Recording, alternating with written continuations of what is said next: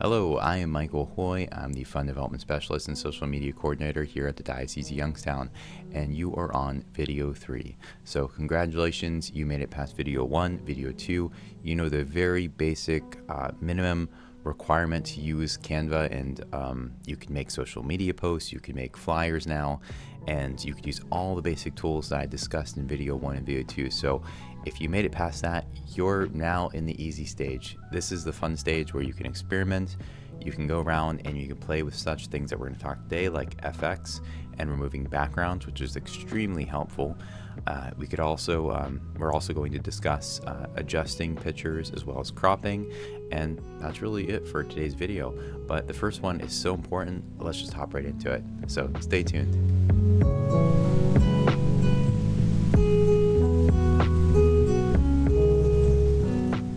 I am very excited for this video for some reason. I just recorded the video this morning, and for some reason I think this is just a lot easier ground for me to cover. Just 3 topics really, which is again FX, removing background, discussing adjust, and cropping. So let's just get right into it. So this is going to be a very, very helpful tool for you. So I'm just going to drag in a picture. So I clicked on the picture of Bishop Bonner, and he's going to make a great example because this is a good picture, I believe, and I have not used it yet, to remove this background. So let's say you have a flyer, and in this case you do, because we're discussing flyers right now. And let's just pull up another image really fast. So what I'm going to do is I'm going to go to Elements, I'm going to search Elements, and I'm going to choose a brick wall. So look up brick wall. I'm going to look at my options, and I'm not going to be too picky about this. I'm just going to select something like this white. I think that's fine right now. So taking this white, I'm just going to scale it a bit. And then I'm going to push this to the back by using positions, going to layers, and dragging it downwards. So you can't really see the white wall yet, but right now I'm making a flyer and I want to be basic. I don't want to have everything in the background of Bishop Bonner. So I want a way that can remove the background. So there's one thing that goes along with this, and if it's not a good picture that doesn't have a definitive shape to it, I think this one does, and really Canva's going to read the outer line of Bishop Bonner and everything else. So I don't know exactly what it's going to keep, what it's going to get rid of, but I think it's going to be a good example. So let's find out. Right now you want to select the image you want to remove the background to, which I have it selected. And next we're going to go up to here where it says Edit Image. So it's to the left of Flip. We want to click on it. And from here we are going to go right here with this beach ball. It says BG Remover, and that stands for Background Remover. And we're just going to simply click on it. And it's going to load, and we're going to see what okay, there it is. So what it just did is it did a perfect example of what I wanted, and Canva knew somehow, whether it's AI or something else, the software knew where it wanted to cut the picture. Now, here's the thing of it. There might be some pictures that are a little bit blurry or that have a lot of complex images or backgrounds to it, and Canva can't figure out where to make the cuts. So the pictures may not turn out as well as this one did. Your pictures, or even mine, sometimes do not turn out how I want them. I'm going to see if I could find a quick other picture that I can give an example for. All right, and that was relatively fast. I have this picture right here. And so for instance, if I wanted to remove this background, this is going to be a little bit more complex because there's a lot of things going for it, but let's just try. We'll go to Edit Image, we'll hit Background Remover. Wait a second. Sometimes, okay, there we go. And it actually did a really good job. However, as you can see, what if we don't want that? Well, there's 2 ways of doing that, and this is going to get into the second topic we were going to talk about today, actually the third. But just to briefly cover that, we can either crop this because we can draw a line through this and not cut off any of her dress or anything like that, we can simply crop it, by grabbing this right sidebar and dragging it. Now, sometimes, like you're going to see now, Canva glitches out. And when Canva glitches out, one of the best things you could do, that I do, is if you see this button up here, this is the refresh button. So let's just press the refresh and see if that helps it. Okay, it seems to be better. Sometimes the background remover can bug it out. That's the only catch to this. It's a really nice tool and everything, but sometimes it gets a little bit laggy and things start to get glitchy and they bug out. But as you can see, I'm cropping it. I'm taking this right sidebar and I'm bringing it in. And when you do that and you click away, the right side of that dress is gone and you just have the one person in your shot that you want. There's another way to do this, however, and this other way is for a photo where you can't necessarily crop it out, but instead you have to go in and you have to erase. So this is another way you can do that. So let's just zoom in a little bit here. And we are going to do the same thing. We're going to go to Edit Image.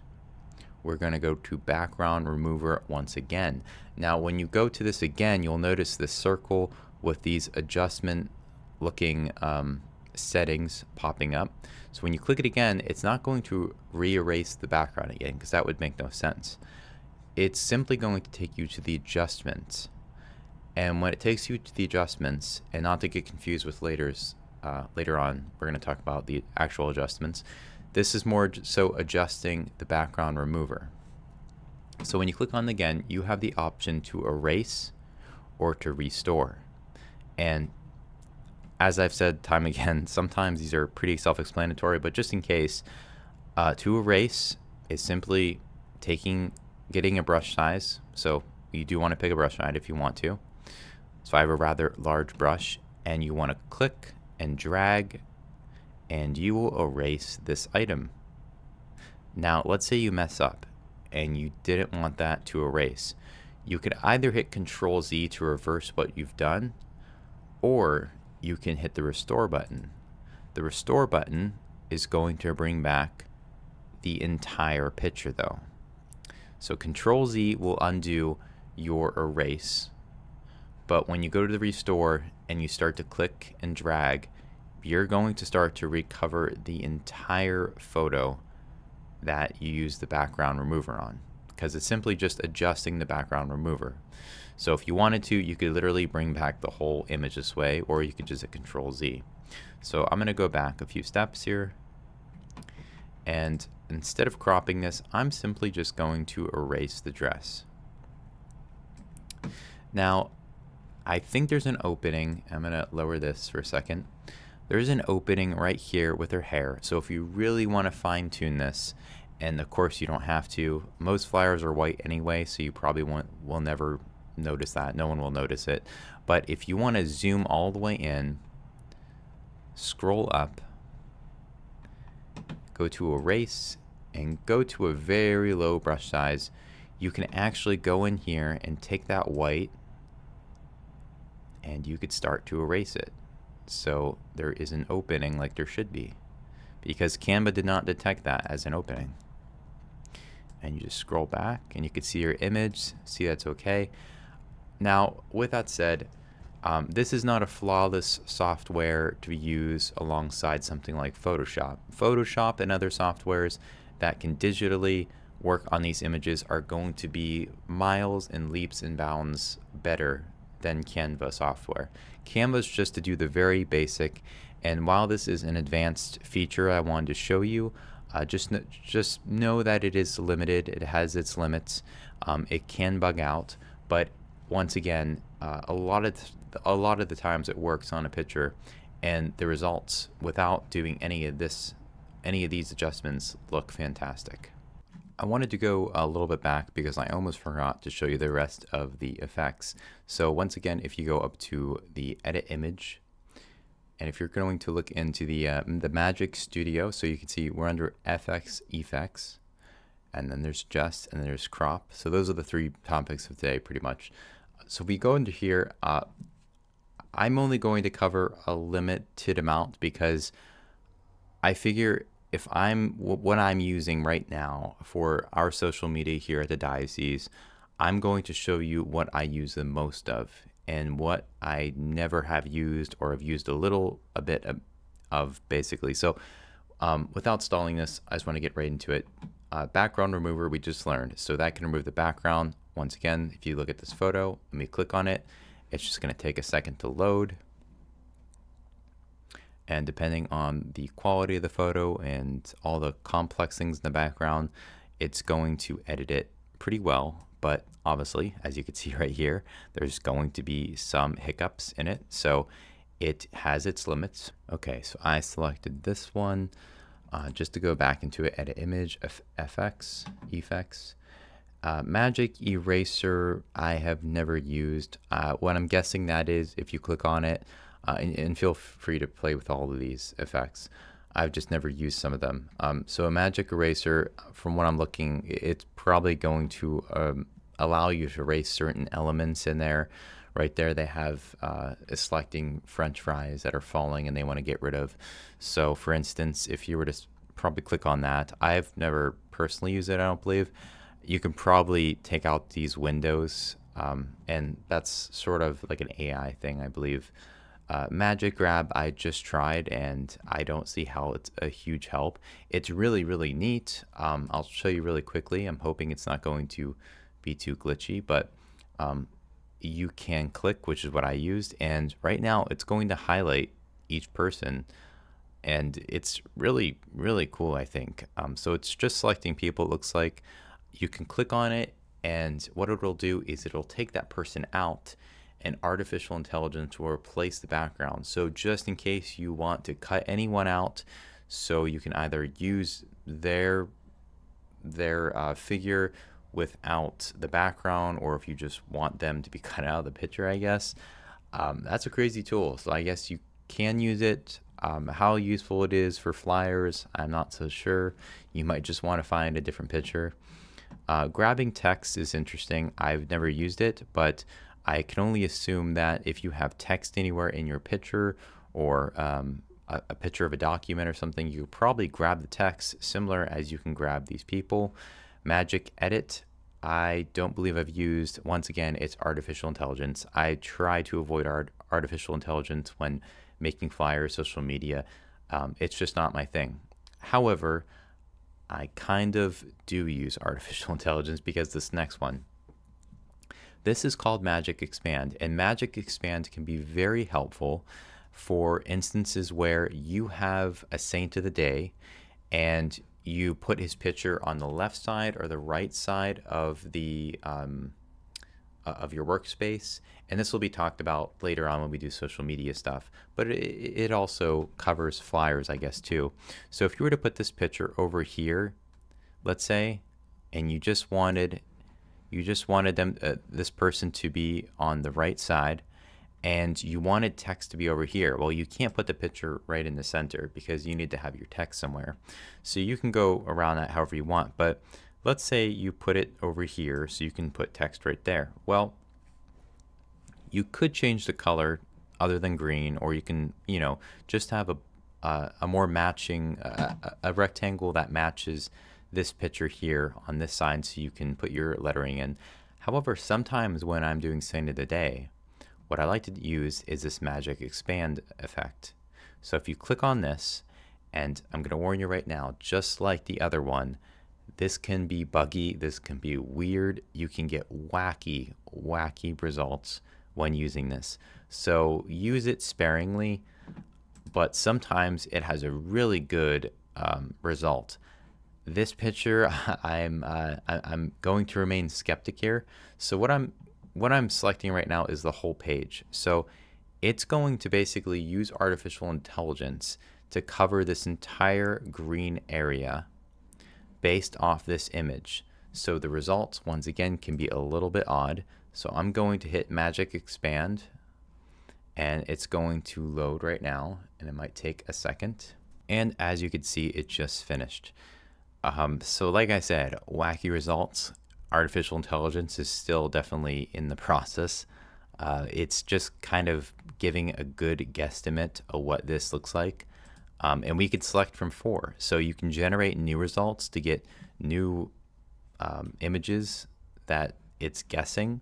So right here, it's guessing that there's some foliage.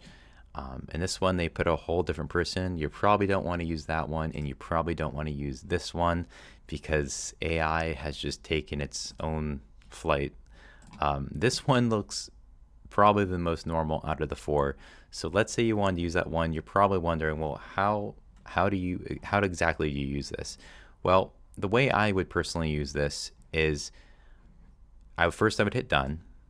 And then if I wanted to write text on here, I know this side is blank, but it kind of still gives a hint or a type of visual that looks like the camera also took a picture on that left side while keeping the person you want on this right side.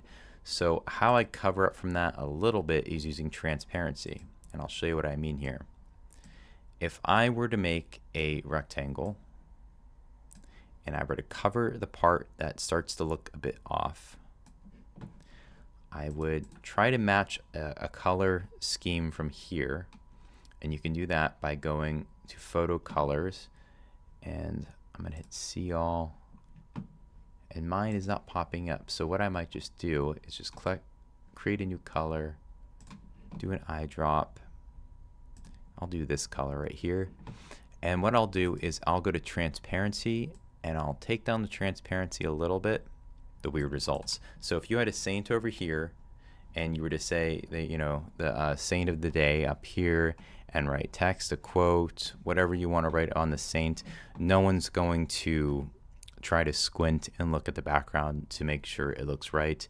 Here are some filters you can play around with. This just changes the colors. I've never used this before. It simply just changes the style. So you can think of this as like our apps on our phone. Sometimes they change the filters on it. I've never used that. The effects, I mean, blur is the one I use probably the most. Autofocus you can use. These are all just self-explanatory. I feel like a lot of people know this just from using a cell phone, from taking pictures, using filters. Shadows is kind of cool. You can add a drop box to it, and you see you could have this shadow effect if you're interested in something like that. And then there's the adjustments. We're gonna go back. And blur is another very great tool. So if we want to use blur, I usually don't use brush. I usually go to whole image and I just blur it from there. And like an example I gave in the past, I use this in the background of a flyer or something just to take away a lot of details so people don't get overwhelmed, and they can focus on the text rather than the picture. So I'm going to reverse that. So there is blur, and you can play around with this. Apps, once again, I don't know if I mentioned this before, apps aren't always for free. They're like extensions to Canva, so sometimes you may have to pay for them.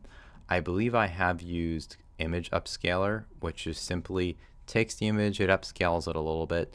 I haven't had the greatest results on it. I don't think it does a great job on it. So, but yes, this is effects. And next we're just going to quickly walk through adjust. Adjust is very helpful. So once again, click on image, go to edit image. From effects, there is adjust. You want to click on adjust. And I want you to think of adjusting as fixing the color in a photo, fixing the way the photo looks, but not to the point of FX. Those are different. This is simply just taking it, and if this color is too warm, you can make it colder by turning the temperature down. You can make it warmer by turning the temperature up. You can press auto adjust, and Canva will automatically adjust it the way it thinks it needs adjust. I'm going to go back on that. And you can tint it. So tinting it is just tinting its color a little bit. You can play with brightness. So if your photo is way too dark, which I've used this a lot of times, you can turn up the brightness. In this picture, it definitely doesn't need it. I think it's bright enough. Or if it's too bright, you can turn it down a little bit. Contrast is just going to affect the blacks and the whites in the photo. So if you turn it all the way up, the whites are really going to show, and the contrast of the black is really going to show as well. But if you turn it down, it sort of gives a cool effect. Sometimes as a secret, and this is a secret, even though I'm telling everyone right now, if you turn down the contrast to a picture, it looks a little bit better. Sometimes a sharper image doesn't mean it's a better image. Sometimes I think that turning down this contrast can actually really help a photo. So I'm going to leave it there. So with highlights, that's just going to take all the whites, take all the highlights in it, and if you want to turn it down, you can. If you want to turn them up. And shadow, it's basically the same thing, but in reverse with the shadows in the picture. There's the whites and the blacks. Just another way to affect that. Vibrance is just going to be basically changing the color a little bit. So if you want a more vibrant photo, I usually don't touch that. Saturation, sometimes I touch saturation if it's too oversaturated, meaning that if it's too colorful, if there's too much reds and warmth going on, sometimes I'll just turn it down slightly, just a little bit. If you were to turn it all the way down, you're going to get black and white. But if you go all the way up, you're going to get the reverse, of course, and you're going to get everything much more colorful. Color edit is interesting. You can take the colors they give you here that they pre-selected, and sometimes this doesn't always load for me for some reason, but it is now. We have light blues, which is right here, I believe, and we have beiges, which is on the wall. We have green. That probably is the greenery of the trees, not of the background here. It's just going to take the photo. So that's the greenery of the trees. So let's say we want to change the trees for whatever reason, because Canva is giving us the option right now. We can change those trees to more of a red. Now we're making it look like it's kind of like fall. It's kind of scary, but it is kind of cool. We could also turn it blue. We could turn on the brightness, and now they look like there's dark blue. It may not just affect the trees though, because whatever was red in the past, it's now turned a slight blue, and I can kind of see the blue going throughout here. So I'm going to bring it back to normal. So there's that. We just have sharpness. You can make the image more sharp or less sharp. You can clarify it. Play a vignette. Vignette is just basically, it's quite frankly just putting a darker, I guess it's self-explanatory. It's putting a vignette over, like, on the sides of the picture. It's basically bringing in a shadow box sort of effect, as you can see. So if I keep it normal and then I slowly to bring it up, you're just seeing it's a little bit of a dramatic type effect for the photo they can use. I've never personally used it. We are going to talk about crop. So after effects, after adjust, we have crop. And as you can see here, this is the artificial intelligence button. So you can just go to this to expand it, but we're not going to do that right now. We're just going to talk about crop. Crop is interesting because they have pre-selected crops where if you know your aspect ratio you're working for or you're working with, you can just select it here if it's one of them. You could also rotate your image. But simply, crop is probably the easiest topic out of this entire section because I never use this. I've only ever used FX and a lot of adjust features, but when it comes to this bar, never have really used it. So I'm going to just Control Z. Whenever I want to crop something, I'm always grabbing from the sides. Grabbing this side, this side, this side, or this side. When you grab these diagonals, it's going to change the scale. But when you grab the top, bottom, or sides, it's going to adjust or it's going to crop it. So right now I just cropped it. The picture looks a lot smaller. So what I'll do is if I need to, I will scale. And we have just basically cropped a photo. Once again, let's say you have to crop it. We're going to take this top one, bring it right above his head, and then we're going to bring these into the sides, bring this into the side, we're going to bring this up to this step, and if we wanted to, we can scale it again, and that's it.